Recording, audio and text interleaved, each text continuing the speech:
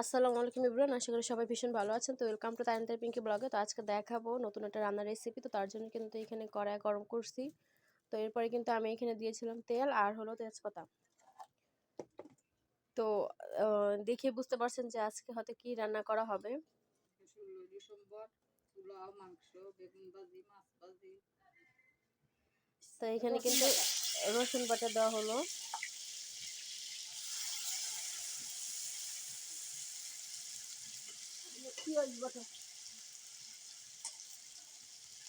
এখন দিয়ে দিল পেঁয়াজ বাটা।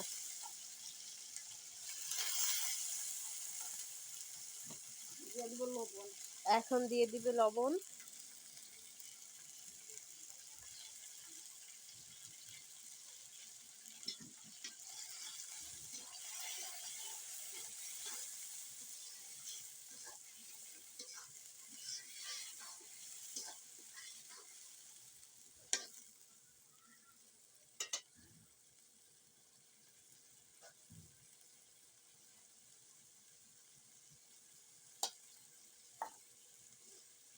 তো এখানে কিন্তু পেঁয়াজ, রসুন, আদা বাটা সবকিছুই আছে একসাথে।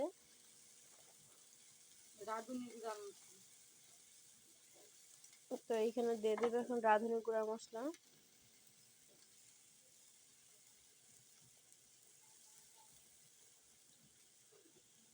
তো রাঁধুনির এই মাংসের মশলাগুলোর ভিতরে কিন্তু সবকিছু দেওয়া থাকে।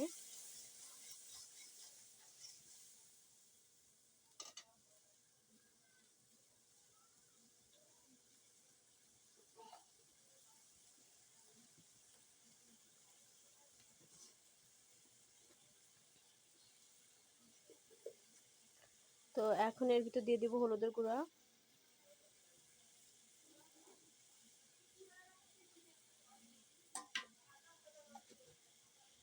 এখন দিয়ে দিব মরিচের গুঁড়া,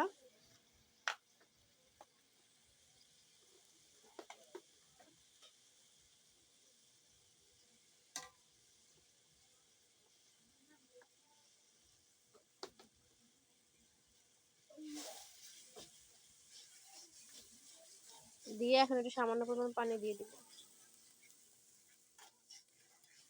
মশলাটাকে আগে ভালো মতো কষায় নিব।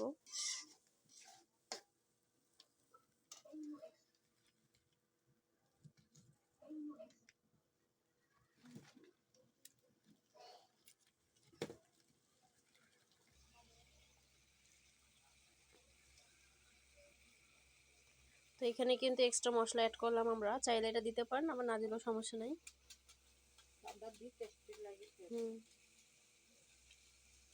এটা দিলে খাবারের স্বাদটা একটু বেড়ে যায়, দ্বিগুণ হয়ে যায়।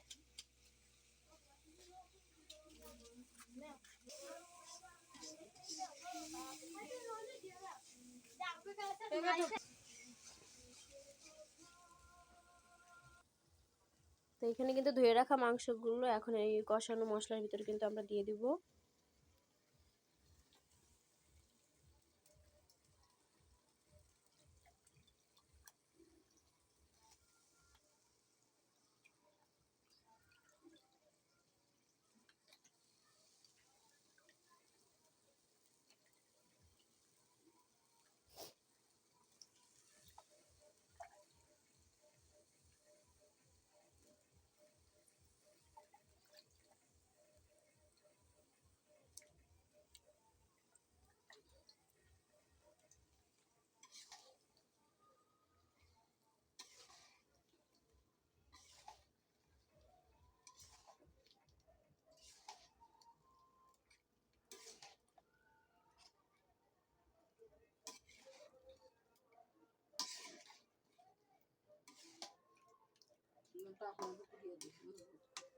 তো এখন কিন্তু ঢাকনা দিয়ে ঢেকে রেখে দিব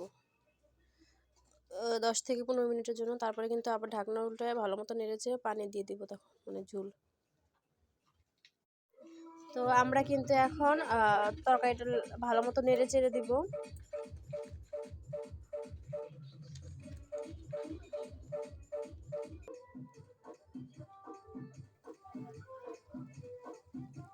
কালারটা কিন্তু খুব সুন্দর, মাশাআল্লাহ চলে আসছে, দেখতেই পাচ্ছেন যে।